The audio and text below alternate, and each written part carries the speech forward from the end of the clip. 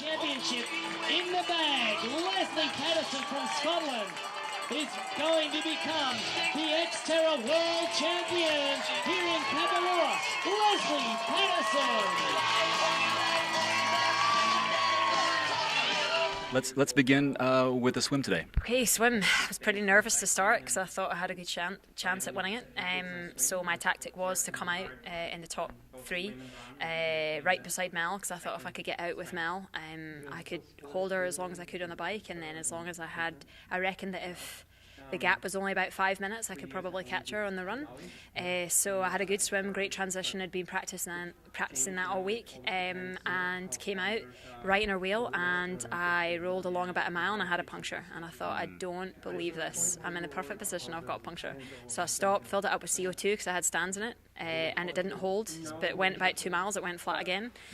Had to get another CO2 out, filled it up, and it held that time. So by that point I was already 90 seconds, 2 minutes down, and I think I was just so angry. I just rode as hard as I could, and I just tried to keep positive, and I'm like, well, there's nothing to lose.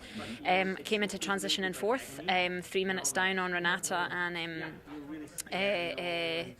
Marion, and 6.5 minutes behind Mel, and I thought, well, I'm just going to go as hard as I can. It's a good run for course for me. I'd pre-run it several times, and I went as hard as I could, and I felt great. And the time I passed Renata and Marion at about mile 2.5, so I'd taken 3 minutes and 2 miles.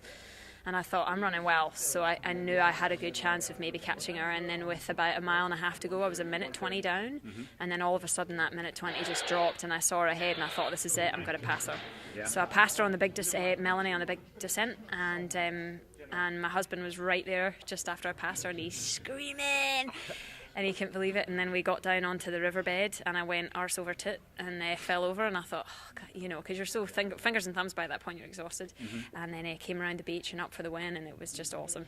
What does it mean to you to be a world champion now? Oh, it's huge. I've spent years training, and all the people that have supported me, and I coach a lot of athletes. I have a lot of family support, and it's something that stays with you forever. And yeah, it's incredible. It hasn't sunk in.